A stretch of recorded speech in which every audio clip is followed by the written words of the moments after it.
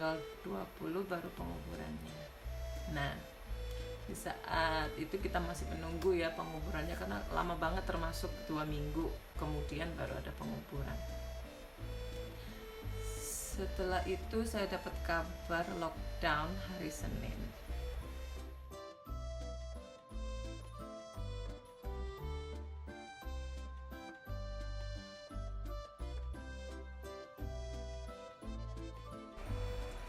Halo Youngens, apa kabarnya semua? Semoga selalu sehat ya. Youngens, saya mau cerita sedikit ke Youngens mengenai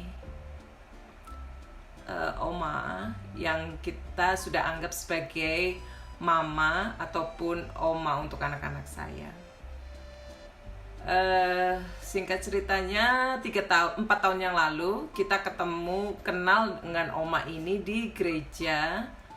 Terus kita seringlah ketemu karena saya sudah anggap dia sebagai mama saya. Jadi setiap weekend omanya ke rumah kita ataupun kita ke rumah omanya. Kadang pun setiap hari saya setelah antar jemput omanya ini ke gereja ataupun ngajak dia belanja mingguan ya Youngens. Terus saya selalu sebelum jemput anak-anak dari sekolah, saya selalu ke situ untuk lihat ada apa, ada yang diperlukan, atau mungkin karena dia sendirian ya, takutnya kalau dia jatuh atau kenapa. Jadi saya selalu spend time paling enggak 2-3 jam di situ sama omanya ini Youngens. So ya, waktu kemarin tahun lalu 2020 omanya ini jatuh, itu sebelum Natal ya Youngens. Omanya ini jatuh, terus dia patah tangannya sebelah kiri patah dan harus masuk rumah sakit. Dan anak-anaknya dari oma ini, orang tua di sini tuh suka beda dengan orang tua di Indonesia ya, karena orang tua di sini tuh aktif banget. Mereka suka gardening, mereka tuh suka bikin sesuatu yang membuat dirinya itu aktif gitu. Mungkin di Indonesia kalau ada chance juga, mungkin kebanyakan orang tua di Indonesia juga akan melakukan seperti itu. Tapi karena kondisi di Indonesia beda banget dengan di Australia, di luar negeri lah khususnya. Oma-oma yang di luar negeri itu mungkin karena banyak kesempatan untuk melakukan sendiri, jadi mereka tuh sudah terbiasa semuanya dengan aktivitasnya sendiri gitu ya. So ya, saya setelah omanya ini masuk di nursing home, kita nggak pernah ketemu lagi. Karena pernah saya mau mengunjungin omanya itu, tapi ditanyain sudah vaksin ini, sudah vaksin itu, sudah, pokoknya harus ada sertifikatnya. Itu belum zamannya itu ya Youngens, virus yang lagi kekinian ya. Maksudnya sudah zamannya, tapi belum se-center ini ya, se-loud inilah virus itu. Jadi saat itu kita bilang kita nggak punya ini itu yang ditanyakan mereka, kita nggak punya. Terus mereka bilang nggak boleh masuk kalau nggak punya itu, katanya gitu, harus ada sertifikat dan segala macamnya. Oke lah kalau gitu, karena kita kan bukan nggak mau, tapi belum bisa melakukannya sekarang pada saat itu ya Youngens. Jadi akhirnya karena kita punya teman juga yang kerja di nursing home itu, si Kak Juni, dia arrange sama kita. Dia bilang, Kak Juni bilang kalau omanya ini ada like a tea time, itu kan mereka ada di luar, katanya bisa di luar atau bisa di ruangan santai. Kalau yang nanti saya bawa dia keluar di kayak di teras gitu di luar gitu. Jadi tapi ada pagernya ya Youngens ya. Jadi kita bisa lihat omanya di saat itu, di saat-saat jam-jam yang ditentukan gitu, saat mereka lagi tea time gitu Youngens. Nah, waktu tea times itu Kak Juni itu telepon saya, yuk ini udah omanya sudah ada di luar ya, kalau mau datang. Akhirnya kita datang, ketemu di luar, arrange di luar gitu, say hello, bicara sebentar, kasih hug each other. Terus ada yang lihat, nggak boleh katanya gitu. Oh, kok kalian ketemuannya di luar loh? Kan ini kan di luar ya. Aslinya kan sebenarnya harusnya nggak apa-apa. Tapi mungkin ada yang nobbing gitu deh. Ya akhirnya kita cuma sebentar aja ketemu omanya, peluk, foto, cium, dan say bye-bye, see you next time gitu ya guys ya. Akhir dari situ kita nggak pernah ketemu oma lagi sampai kita dengar kabar omanya jatuh dan dia patah kakinya dan harus dioperasi di kota Adelaide. Saya dapat kabar dari anaknya oma, dibilang kalau mama begini. Oke, saya ya udah, kita bilang maybe kita arrange time untuk ketemu gitu kan, tapi tetap aja ketemunya harus di luar. Katanya anaknya oma bilang boleh ketemu tapi bisanya cuma di jendela karena kan kita nggak punya sertifikat dan segala macam yang kapan hari ditanyakan oleh pihak nursing home. So akhirnya saya arrange time, saya bilang oke, ini omanya sudah selesai operasi selama dua minggu ya Yung, sudah balik dari Adelaide ke nursing home, kembali ke tempatnya. Jadi setelah 2 minggu omanya di Adelaide, omanya balik lagi ya ke nursing home itu Yongan. So saya arrange time untuk visit Babcha ini sama anak. Terus anaknya bilang kita bisa datang hanya di waktu-waktu tertentu saat dia stay awake gitu ya. Jadi nggak saat dia tidur atau saat dia istirahat. Saya bilang atur aja, yang penting kabarin saya kapan mama ini bisa dilihat gitu. Kemudian itu tanggal 27 Juni. Saya datang setelah saya pulang dari gereja. Saya bilang saya ready di rumah, kabarin saya di kapan mama bisa di visit. Akhirnya saya dibilangin iya jam 12 saat makan siang selesai saya bisa datang untuk visit, tapi hanya lewat di luar jendela ya, Yonas nggak masuk ke dalam ruangan karena kita nggak punya sertifikat yang ditanyakan oleh pihak nursing home. Akhirnya waktu saya datang lihat mama Francis ini ya, dari jendela tuh saya lihat dia lagi resting begini, terus saya ketok itu kaca jendela, saya bilang halo Babcha, saya bilang gitu. Terus dia langsung kayak ngeliat cari suara saya di mana, terus dia langsung mau bilang sama anaknya di dalam, saya mau duduk katanya gitu, saya mau ngelihat Irene katanya gitu. Itu nggak sampai 5 menit kok Yongens, kurang lebih ya, nggak sampai 5 menit itu visit saya untuk percakapan saya dengan oma. Nggak sempat juga cakap-cakap karena saya cuma halo Babcha, how are you? Semoga kamu sehat ya. Selalu kita di sini selalu berdoa untuk kamu, saya bilang gitu. Terus dia bilang iya. Terus dia kasih blow kiss buat saya. Itu tanggal 27 hari Minggu. Dia kasih blow kiss. Terus dia bilang I love you so much. Terus dia bilang gitu. Terus saya juga bilang I love you too.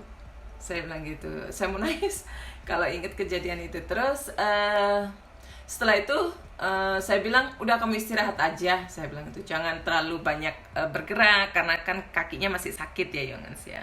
Oh iya Yongens, saya lupa juga mau bilang seminggu dia omanya ini ada di Adelaide. Dia minta anaknya untuk telepon saya. Dia bilang saya mau bicara dengan Irene gitu.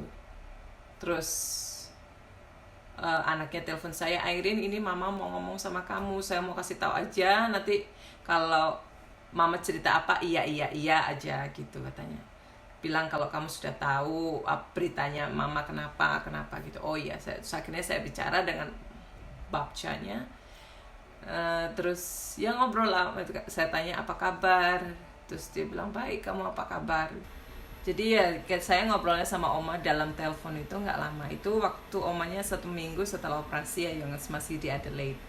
Terus minggu berikutnya setelah omanya ini pulang dari Adelaide, itu telepon lagi anaknya Babcha, bilang juga katanya ini mama mau bicara, atau kenapa dia selalu minta mau bicara gitu telepon. Jadi ada kesempatan sekarang saya mau kasih kamu ngobrol sama mama katanya gitu. Akhirnya saya ngobrol lagi seminggu setelah dia pulang dari Adelaide ya Yongens. Kemudian saya arrange time hari Minggu itu hari weekday lah saya ingatnya itu. Tapi yang saya ingat waktu saya ngunjungin omanya di nursing home yang lewat jendela itu tadi tanggal 27 Juni gitu Yongens. Lantas saya dapat kabar tanggal 6 Juli kalau mama sudah meninggal. Itu sedih banget ya mas, karena hari Jumatnya saya dapat kabar dari Kak Juni, yang kan Kak Juni kerja di situ ya, di nursing home situ. Dia bilang mama masih sehat-sehat aja, hari Jumat itu tanggal 3. Terus saya dengar kabar meninggal tanggal 6. Ya akhirnya kita sedih ya, mau ya apa ya, mau gimana ya, posisi kita. Jadi kan saya bukan anak asli keturunannya, jadi sedih sih pasti, kehilangan iya, karena dia orang satu-satunya yang dekat dengan saya di sini gitu. Jadi satu-satunya orang yang pertama kali saya kenal di Monggambir. Saya dapat berita itu meninggalnya oma itu dari pendeta, karena pendeta kan selalu datang pertama kali saat kalau di Muslim itu bilang sakratul mautnya ya, setelah detik-detik menjelang meninggalnya oma ini, pendeta itu pasti ada di situ untuk mendoakan dan segala macam. Nah, saya tahu dari pendeta kalau omanya sudah meninggal gitu. Kemudian saya telepon dari pihak keluarga ke pihak keluarga oma, saya memastikan apa benar gitu kan. Terus dan saya mengucapkan ke keluarga turut berbelasungkawa atas berpulangnya mama gitu ya. Terus saya tanya kapan diadakan funeralnya. Ternyata funeralnya dilakukan 2 minggu setelah kematian oma. Jadi tanggal 6 itu meninggalnya oma, tanggal 20 baru penguburannya. Nah, di saat itu kita masih menunggu ya penguburannya, karena lama banget, termasuk 2 minggu kemudian baru ada penguburan. Setelah itu saya dapat kabar lockdown hari Senin. Hari Senin tanggal 19 itu saya dapat kabar ada lockdown. Pusing deh Yongs.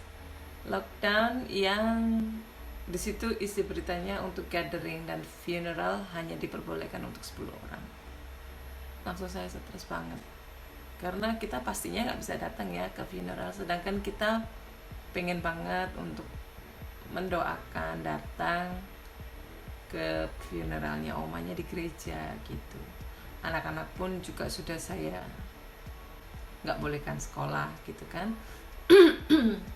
Sedangkan ya hari Selasa itu masih boleh berangkat sekolah.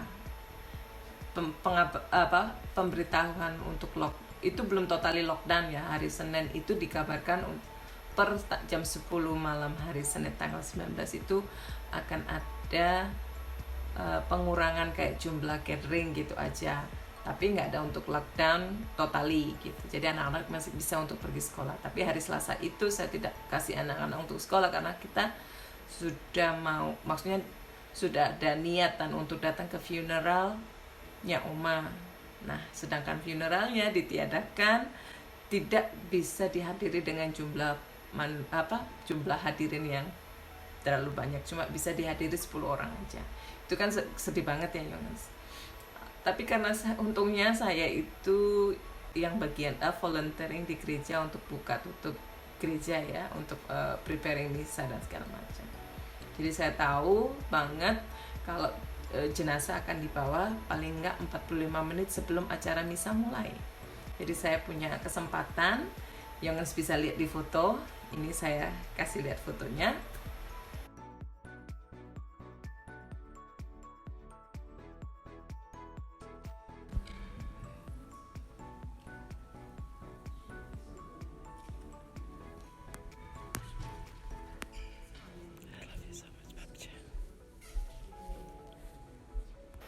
Jadi saya punya kesempatan untuk bareng sama omanya. Biasanya omanya ini selalu datang juga sama saya kan ke gereja berdua.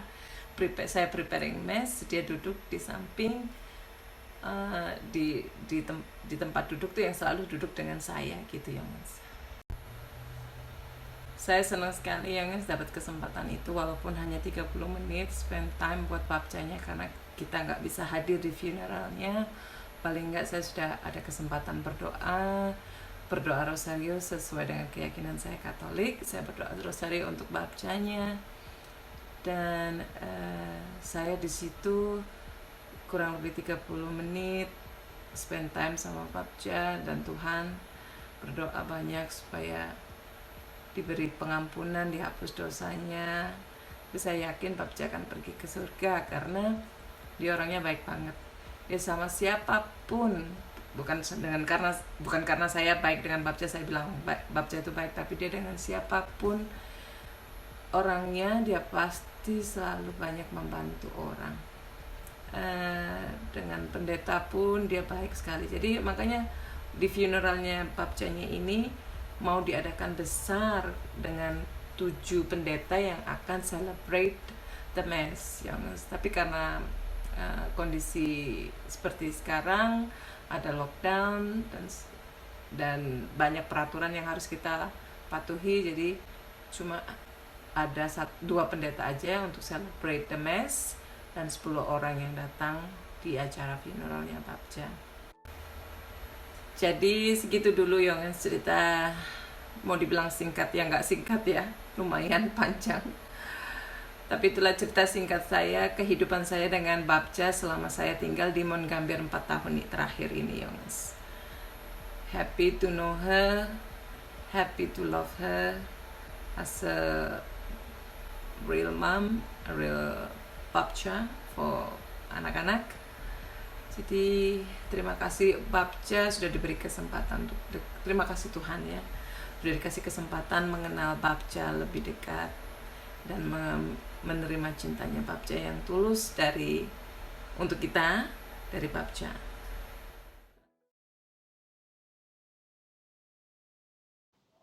Ya, Yongens, misalnya sudah selesai. Ini adalah detik-detik terakhir. Jenazah akan dibawa ke pemakaman, dan peti jenazah ini diiringi oleh anak-anak dari Babja ya, Yongens. Nggak semua anaknya Babja datang. Babja punya anak itu 8, ini hanya 5 yang datang, Yongens. Dan sebagian adalah cucu dan kakak dari Babja. Peti jenazah sudah sampai di pemakaman. Pemakamannya Babja ini adalah di tempat di mana Babja sebelum tinggal di Monggambir. Tadinya Babja tinggal di farm di Kalanggadu. Nah, pemakamannya ada di sini bareng dengan suaminya, almarhum suami dari almarhumah Babja. Nah, ini anak-anaknya Babja, ada 2, yang itu kakaknya. Dan ini ada pendeta akan mengakhiri misah pemakaman dari Babja Francis Swix.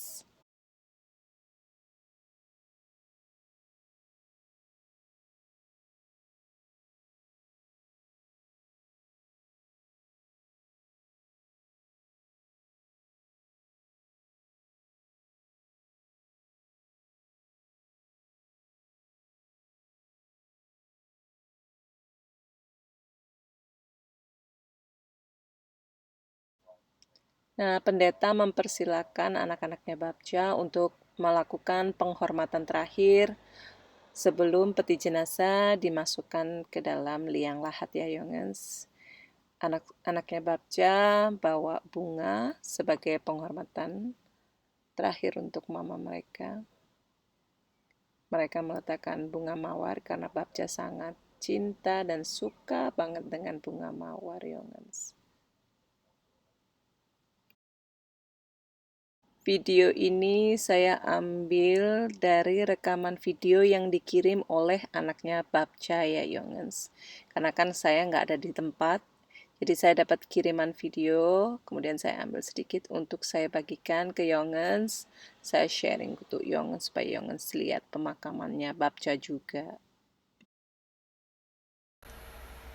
Oke deh Yongens, segitu dulu cerita dari saya. Sampai ketemu di next video ya Yongens. Jangan lupa untuk subscribe, like, share, and comment. Bye-bye for now. Peluk cium dari jauh. Terima kasih banyak-banyak Yongens. Bye.